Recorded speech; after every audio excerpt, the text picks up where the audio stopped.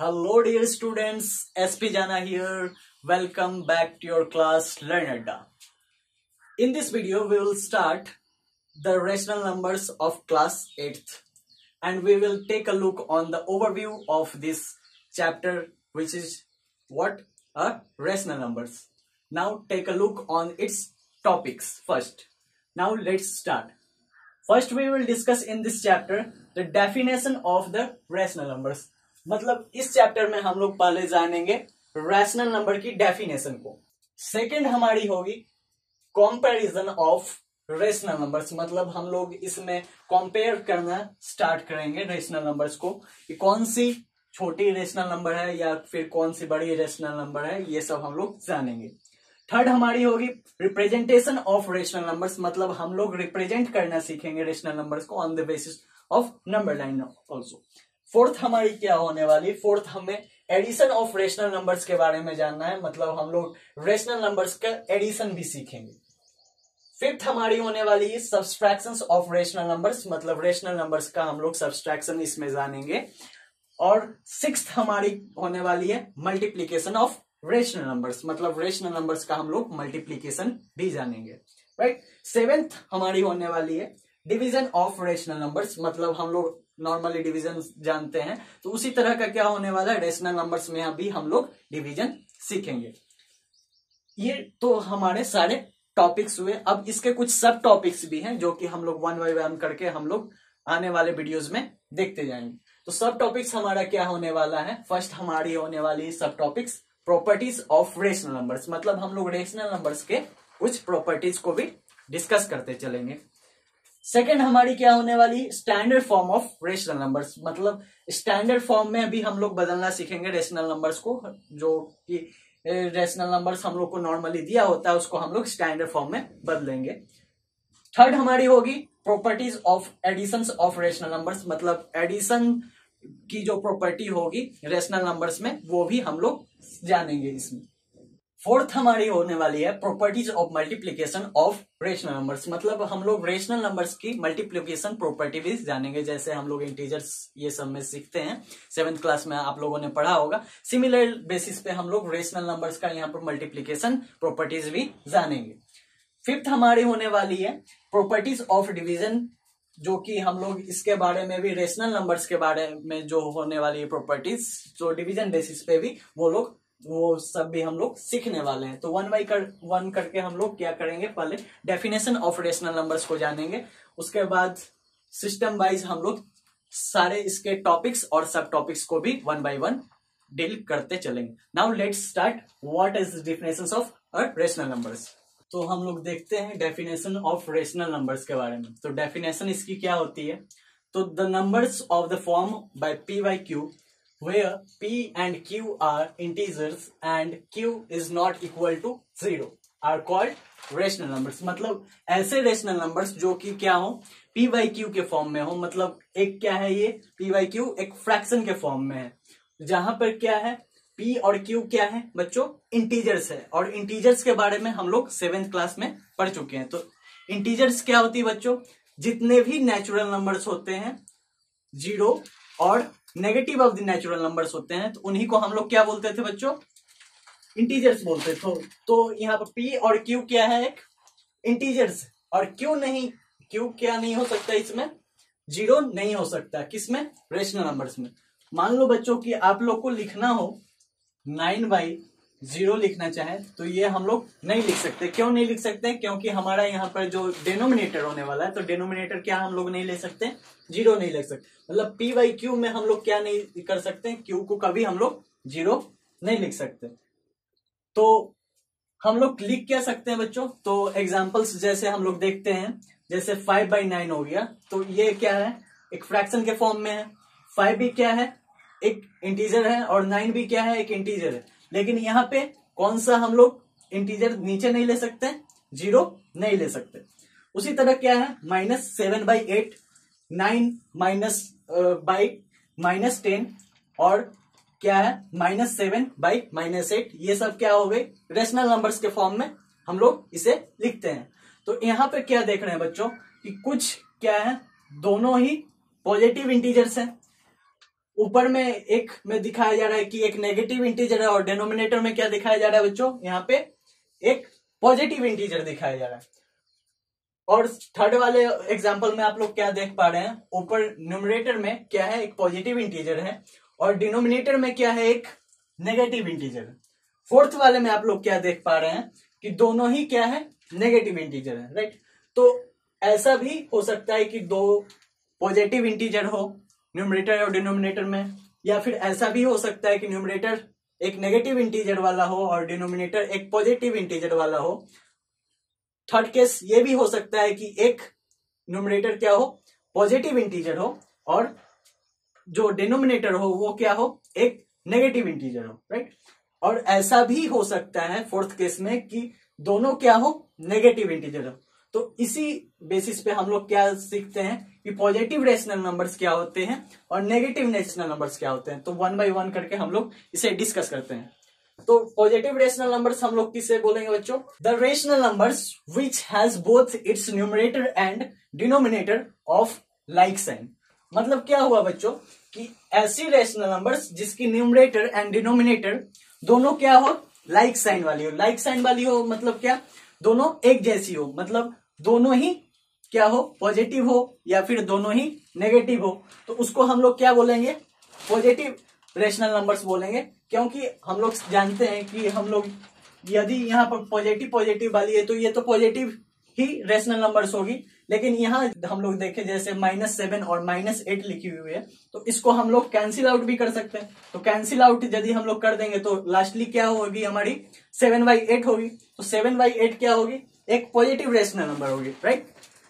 Second हमारी क्या है, नेगेटिव रेशनल नंबर्स। तो नेगेटिव रेशनल नंबर्स में हम लोग क्या देख रहे हैं, the rational numbers which has both of its numerator and denominator of unlike sign. तो इसमें क्या बताया जा रहा है बच्चों कि रेशनल नंबर्स वो जिसके न्यूमरेटर और डिनोमिनेटर दोनों क्या हो, अनलाइक साइन वाले हो।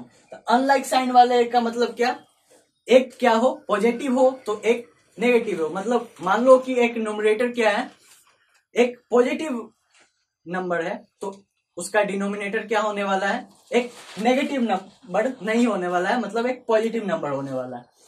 सेकंड हम लोग एग्जांपल देख के बता सकते हैं, जैसे 9/-10। तो इसमें क्या बताया जा रहा है बच्चों कि एक पॉजिटिव इंटीजर है तो सेकंड वाला नंबर कौन सा है, एक नेगेटिव इंटीजर। तो इसमें आप ये नहीं कर सकते कि दो नंबर है और दोनों के साइंस को आप क्या करो, कैंसिल आउट करके आप पॉजिटिव उसे नहीं बना सकते। मतलब ये हमेशा रहेगा तो एक नेगेटिव ही रेशनल नंबर रहेगा। तो इसलिए हम लोग इसको क्या बोलते हैं, नेगेटिव रेशनल नंबर्स बोलते हैं। तो अभी तक हम लोगों ने क्या देखा बच्चों कि जो भी नंबर्स क्या हो, p/q के फॉर्म में हो और यहाँ पे q क्या नहीं हो सकता, 0 नहीं हो सकता, तो उसे ही हम लोग क्या बोलेंगे, रेशनल नंबर्स बोलेंगे। सेकंड हम लोगों ने क्या देखा, पॉजिटिव रेशनल नंबर्स। तो पॉजिटिव रेशनल नंबर्स में हम लोगों ने क्या देखा बच्चों, न्यूमरेटर और डिनोमिनेटर दोनों क्या होने चाहिए, लाइक साइन वाले होने चाहिए। मतलब दोनों ही पॉजिटिव हो या दोनों ही नेगेटिव हो। नेगेटिव रेशनल नंबर्स में हम लोगों ने क्या देखा कि रेशनल नंबर्स वो जिसके न्यूमरेटर और डिनोमिनेटर दोनों क्या हो, अनलाइक साइन वाले हो। अनलाइक साइन वाले हो मतलब क्या, न्यूमरेटर या तो पॉजिटिव हो या डिनोमिनेटर क्या हो जाए, नेगेटिव हो जाए। तो क्या होगा, एक पॉजिटिव रहना चाहिए और एक नेगेटिव रहना चाहिए। तो न्यूमरेटर मान लो कि नेगेटिव हुआ तो उस समय क्या होगा, डिनोमिनेटर पॉजिटिव होगा। और यदि फिर न्यूमरेटर क्या हो, पॉजिटिव हो, तो उस समय डिनोमिनेटर क्या होना चाहिए, एक नेगेटिव नंबर होना चाहिए। तभी क्या होगा, हम लोग नेगेटिव रेशनल नंबर्स उसे कहेंगे, राइट। चलिए अब हम लोग स्टार्ट करते देखना कि रेशनल नंबर की यूज क्यों होती है। मतलब what is the need of the for the rational numbers, मतलब रेशनल नंबर की यूज क्यों हुई। अभी तक हम लोगों ने क्या देखा, डेफिनेशन देख ली रेशनल नंबर्स की और उसके कुछ टर्म देखे थे हम लोगों ने, जैसे कि पॉजिटिव रेशनल नंबर्स क्या होते हैं, नेगेटिव रेशनल नंबर्स क्या होते हैं, ये सब हम लोगों ने देखा। लेकिन अभी तक हम लोगों ने ये नहीं जाना कि रैशनल नंबर्स की रिक्वायरमेंट क्या है। मान लो आप नेचुरल नंबर्स पढ़ते थे तो नेचुरल नंबर्स में क्या होती थी, स्टार्टिंग विथ 1 होती थी। तो 1 2 3 ये सब हम लोग क्यों सीखते हैं, क्योंकि किसी चीज के काउंटिंग में हम लोग की रिक्वायरमेंट होती है उसमें। उसी तरह हम लोग ने होल नंबर भी सीखा।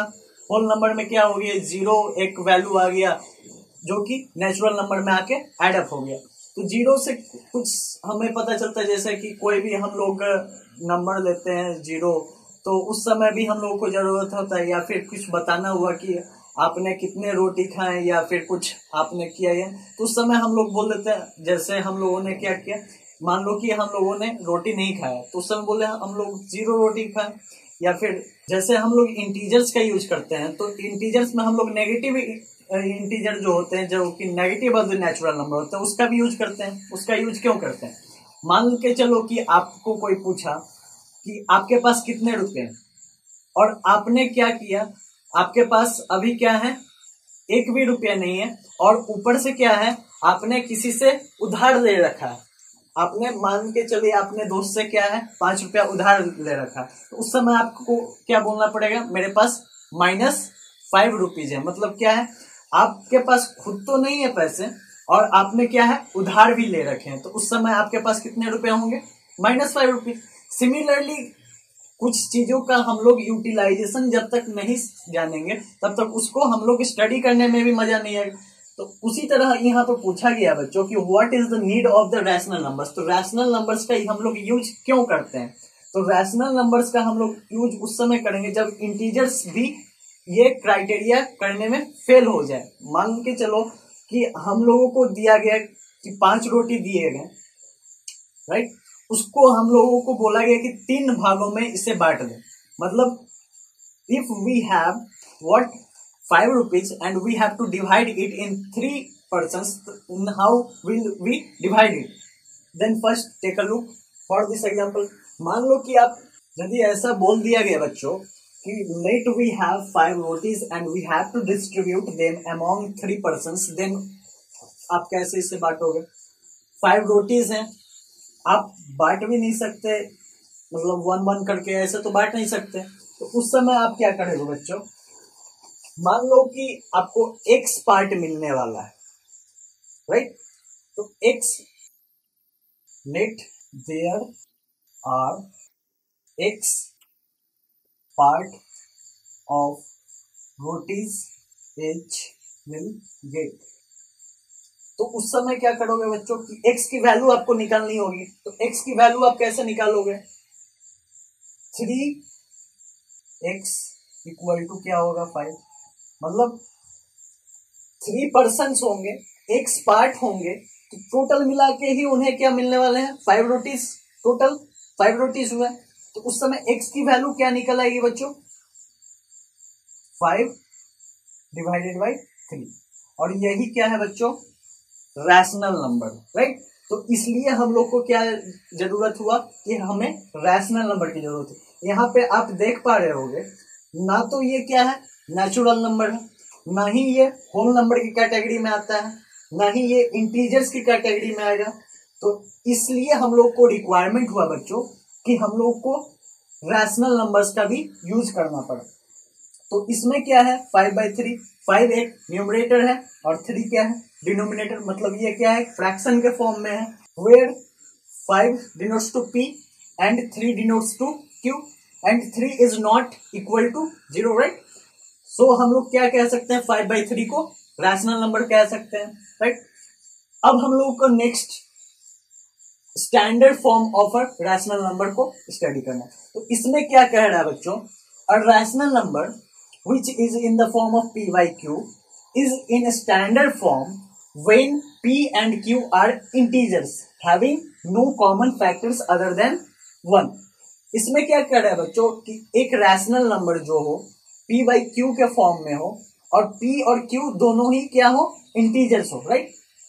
तो उस समय क्या होगा कि यदि उसके पास 1 के अलावा और कोई फैक्टर्स नहीं बचते, तो वो क्या है, एक स्टैंडर्ड फॉर्म में है, मतलब एक सिंपलेस्ट फॉर्म में। तो एग्जांपल लेते हैं बच्चों हम लोग, मान लो हम लोगों ने ले लिया 8/24, राइट।